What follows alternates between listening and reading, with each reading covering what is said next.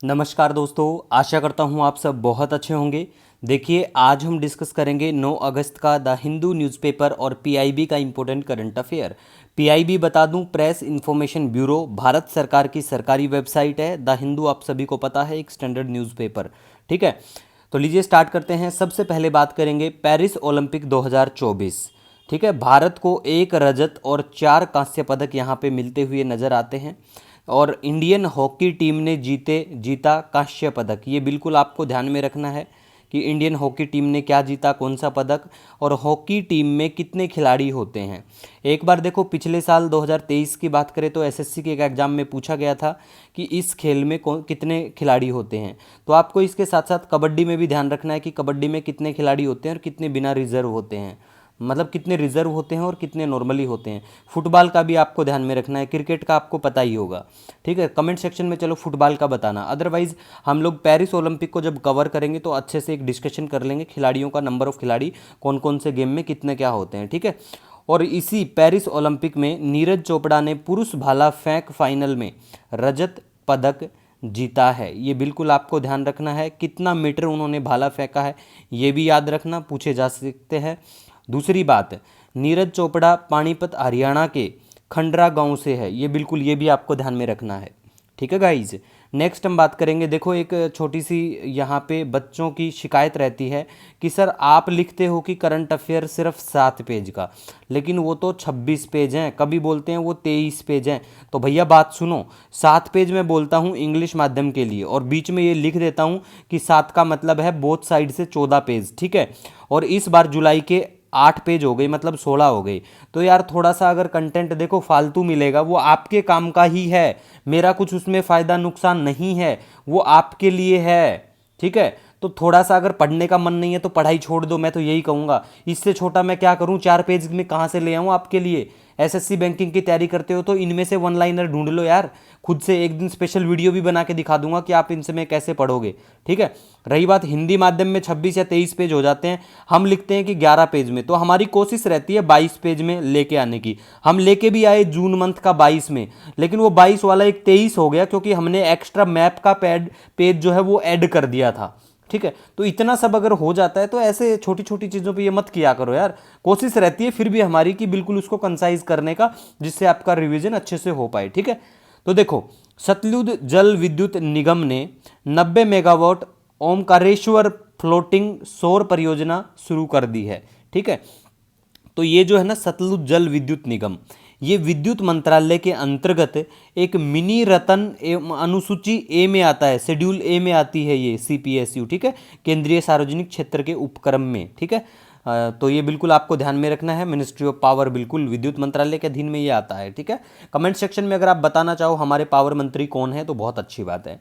Next हम बात करेंगे मौद्रिक नीति समिति, very very important for all examination.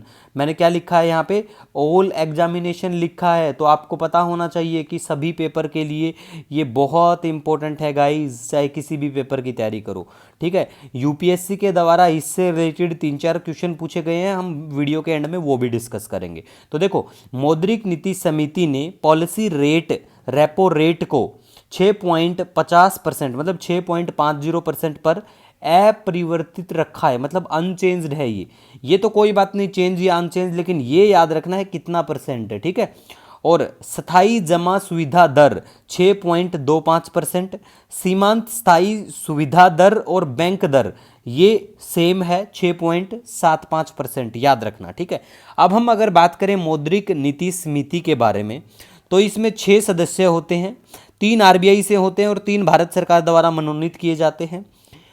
मौद्रिक नीति समिति के जो अध्यक्ष हैं वो आरबीआई के गवर्नर होते हैं, याद रखना। एक बार पूछा था ये एग्जाम में सेम, और इसी ऑप्शन को एलिमिनेट करके आप आंसर की सही सतह तक पहुंच सकते थे। ठीक है, बेंचमार्क ब्याज दरें तय करने के लिए जिम्मेवार होता है मौद्रिक नीति समिति, इसके लिए मेनली काम करते हैं ये लोग।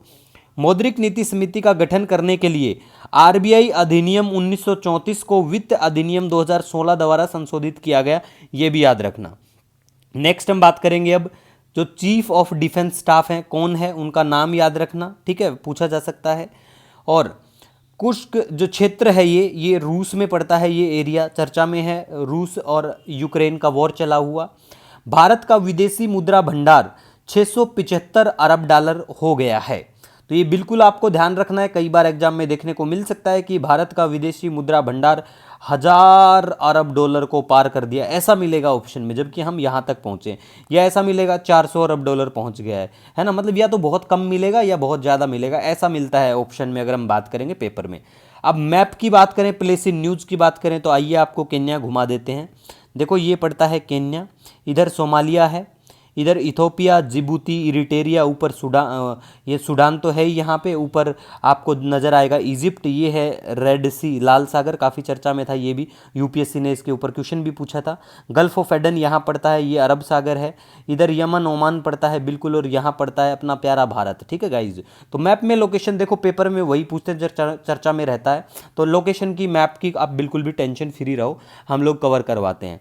अब हम बात करेंगे यूपीएससी के द्वारा हुआ पूछा क्वेश्चन 2017 में क्वेश्चन। ठीक है, यूपीएससी के द्वारा ये जो क्वेश्चन है मौद्रिक नीति समिति के बारे में, मॉनेटरी पॉलिसी कमेटी के बारे में, कि इनमें से कौन सा सही है। तो पहला ऑप्शन यहाँ पे देखो, ये आरबीआई की मानक ब्याज दरों का निर्धारण करती है, बिल्कुल हमने अभी पढ़ा था, ये तो सही बात लग रही है। ये एक 12 सदस्यीय है, बिल्कुल गलत है, कितना सदस्य है ये बिल्कुल 6 सदस्य है यार। ये केंद्रीय वित्त मंत्री की अध्यक्षता में कार्य करते हैं, बिल्कुल गलत है, आरबीआई का गवर्नर करता है, तो ये भी गलत हो गया, यह भी गलत हो गया, तो ऑप्शन पहला सही है। नेक्स्ट हम बात करेंगे, अब यहाँ पे देखो, यहाँ पे इंग्लिश में भले ही मेंशन है लेकिन आप समझ जाओगे बिल्कुल, क्योंकि देखो इकोनॉमी है ना, टेक्निकल टाइप का सब्जेक्ट है, तो ये बिल्कुल आप इंग्लिश में भी समझ पाओगे। इसमें पूछा गया है कि कौन से कंपोनेंट मॉनेटरी पॉलिसी के हैं, मौद्रिक नीति जो मॉनेटरी पॉलिसी जो है उसके हैं। ठीक है, तो इसमें बैंक रेट और ओपन मार्केट ऑपरेशन है, ये काफ़ी आपने पढ़ा होगा, बैंक रेट को बैंक रेट ही लिखते हैं। ठीक है, या ये मतलब हिंदी के भाषी जो बच्चे होते हैं मोस्टली समझ जाते हैं इकोनॉमी को, इसीलिए मैंने यहाँ पे हिंदी में नहीं इंक्लूड किए क्वेश्चन को। तो इसमें बिल्कुल 1 और 2 बिल्कुल सही है, तो ये बिल्कुल सही है, 2015 में पूछा था। अब बात करें 2014 में, यही 13 में यही पूछ लिया था कि ओपन मार्केट ऑपरेशन का मतलब क्या है। मतलब देखो ओपन मार्केट का क्या मतलब है कि भैया खरीदो और बेचो गवर्नमेंट सिक्योरिटीज आरबीआई के द्वारा, परचेज और सेल ऑफ गवर्नमेंट सिक्योरिटीज, ये ऑप्शन बिल्कुल सही है, तो ये 2013 में पूछा गया था। अब हम बात करेंगे, प्लेस इन न्यूज़ पहले ही बात कर चुके हैं। देखो हॉकी में हमने जो पदक जीते हैं, गोल्ड आई थिंक 8 बार जीता है, 1 बार, 2 बार, 3, 4, 5, 6, 7 और 8 बार। बिल्कुल पता होना चाहिए कि भारत ने आज तक हॉकी में गोल्ड कितनी बार जीता है, या लास्ट टाइम भारत ने गोल्ड कब जीता था, ये भी ध्यान रख सकते हैं, है ना। या इसलिए पिछले वाले 2021 में जो हुए थे टोक्यो में, वहाँ पे भारत ने कौन सा मेडल जीता था पूछा जा सकता है, या लास्ट टाइम भारत ने गोल्ड कब जीता था ये पूछा जा सकता है।